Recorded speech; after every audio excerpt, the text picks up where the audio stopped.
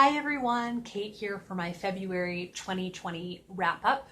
This reading year has started off kind of rough. I know that in January I had a bunch of books listed, and then I do have 12 books to talk about here, but it has been a lot of almost being in a reading slump, of reading a lot of, starting a lot of books that I end up DNFing, and it's been very discouraging. So I've just decided I need to be ruthless. Like, I always tell people, to stay out of reading slumps, just feel free to DNF things, but I still have been filled with some self-doubt when I'm not enjoying a book, and I'm just going to say goodbye to that, just being ruthless. Like, as soon as I feel like I'm not interested in a book, I can always try it again another time. And I just want to, moving forward, have a really fun reading year, because I had this whole stack of books I wanted to get to in February, but I would be really held back because I felt like I should be reading a certain book. And so then instead of reading that book, I would just not read anything.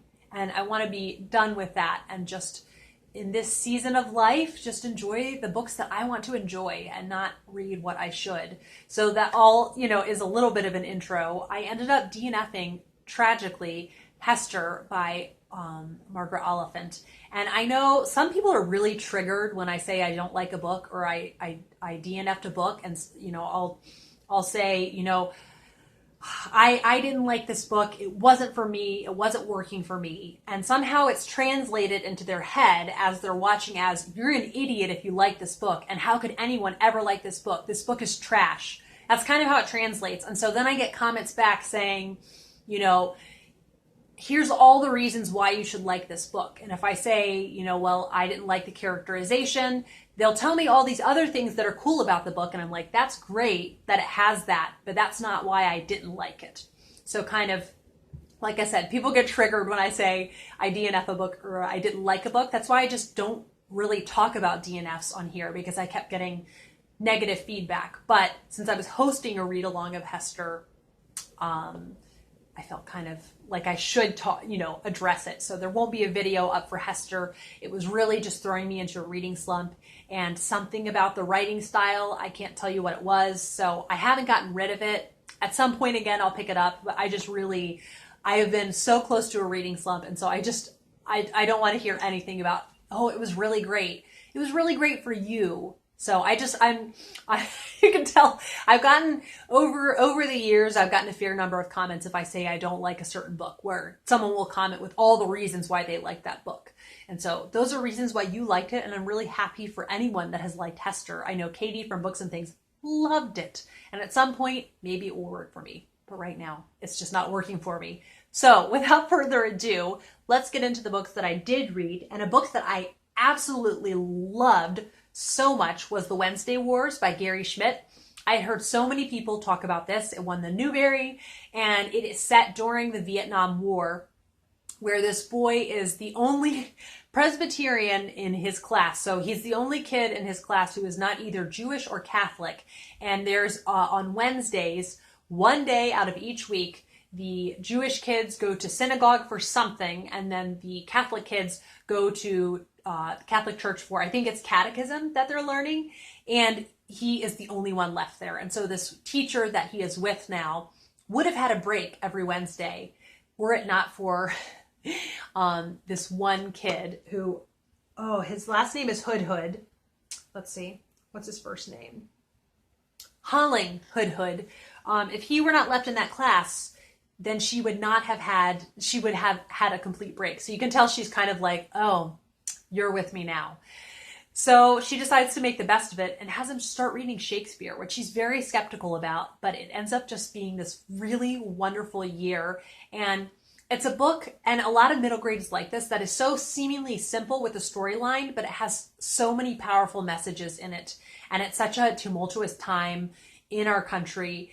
And it's just a really powerful book, and I definitely will be rereading it. And I loved all of the humor in it also. That's kind of the relief that you have when there are these really serious things happening. And his older sister is very, very upset about the war in Vietnam and is kind of like sparring with her father about it, whether it should be happening or not.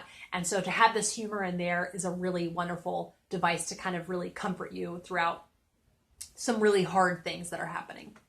The next one is The Stepsister Scheme by Jim C. Hines.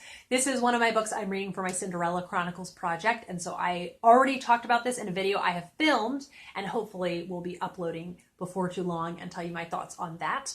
Then The Long Winter by Laura Ingalls Wilder. I love this book so much. It's so good, and it's marvelous, marvelous, marvelous. And I love this series, and just to see how tough people can be and everything that they can get through. And, you know, I did a fair amount of research behind The Long Winter, and yes, people really did almost starve. And yes, Almanzo Wilder, rode with another boy from the town 40 miles to get food so this town would not starve to death. It really was like the situation was that dire. And I just love that series. Then I read Behind the Scenes, or 30 Years a Slave and 4 Years in the White House by Elizabeth Keckley. This is for my Literary Parlor book club, so we're reading more American authors this year. And this is just such an amazing book. It's written by Elizabeth Keckley, who was a former slave, and then she was the seamstress to Mary Todd Lincoln. And you hear a little bit about the terrible, terrible times when she was a slave and then bought her freedom, and then when she served in the White House. That's the window of her life you're getting. So you don't see really after what happened. And it's just, she was an amazing woman and so strong, and she just did not give up at giving herself a better life. And it's a very, very inspiring read. And I am sad that Elizabeth Keckley isn't more well known because she was such a remarkable woman. Next on the list is Henry and the Paper Route by Beverly Cleary. This is the fourth in the Henry Huggins middle grade book series. I just love Beverly Cleary's books, and they're always so funny, and just the scrapes that Henry Huggins gets himself into. You just think, how does he do it? He has a skill for it, and it's just so funny. Then I read The Reading Promise, My Father and the Books We Shared by Alice Ozma. And this is one of the Curious Adventure books that I read, and I filmed a review of it, and hopefully that review will be going up soon so you can hear my thoughts in depth on that book. Then I read the fifth in the Henry Huggins series, Henry and the Clubhouse by Beverly Cleary. And again, so much fun. And in this one, Henry and his friends receive a bunch of lumber and they put together a clubhouse. And there were just some major laugh out loud moments in this. I really enjoyed it. Then I read Frindle by Andrew Clements. Andrew Clements is one of those middle grade authors that I've heard a lot about, and this was my first one to read by him. And this is such a gem of a book. It's only around, I think, 120 pages, and it packs such a punch, and it talks about the power of words, and also has in there kind of what a special teacher, what their involvement in a student's life can do for that student, and it's just really special. And the basic premise is that they start looking at the dictionary in this class, and the main character, let me see if I can find his name because I'm already forgetting it. Nick Allen is asking the teacher, like, well, how does a word mean anything? And the teacher says, well, people just agree that it means something. The common consensus is that it means something. So he decides to do an experiment of his own and decides to start calling a pen a Frindle, and tries to get it to catch on with his friends, and sort of the crazy things that ensue because of that. But it's just a really kind of simple layout for a story, and it's just incredibly meaningful and a lot of humor in it, and just kind of the things that I love about middle grade fiction. Next is The Portrait of a Lady by Henry James. Oh boy, I read this with Kate from the novel Nomad and Adam from Memento Mori, and then Natalie from My Reading Days started with us, and I think she's hoping to finish up. And she really enjoyed what she did read. And this book, I will be sitting on it for a while. I was so intimidated by Henry James and kind of knew I wouldn't love him. And I did have a very rough start with him because I read The Turn of the Screw in August and just did not enjoy it. And I loved this book. He really reminded me in some ways of George Eliot. They both have this sort of dense writing style, but I don't think that means necessarily that it's not welcoming. And Isabel Archer is one of the most fascinating characters to me. And she's kind of this penniless woman from America, and she is visiting family in England. and she has a more wealthy family, and that's all I want to say about it.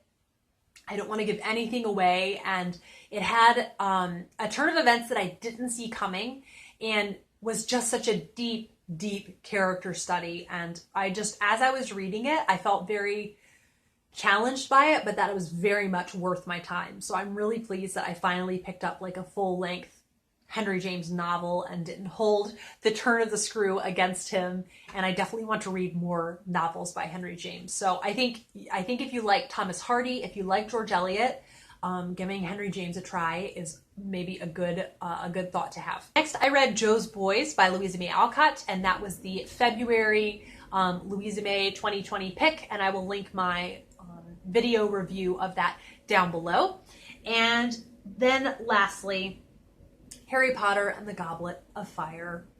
And I did not think I was going to be as emotional as I was at the end, but I was driving and listening to the audiobook and just kind of crying in my car, because I had forgot at the end just some of the things that happen are really, really tragic. But I just am having the best time rereading this series, and it just makes me all the more certain that I want to definitely make time to reread books, reread favorites, and I'm just having a marvelous, marvelous time. So now I think I should have thought to put a hold on book 5 sooner, because it's 15 weeks. I need to wait for the hold to come in. So it is what it is. But I will leave it at that. Thank you for watching, and I will be back for another video soon. Bye.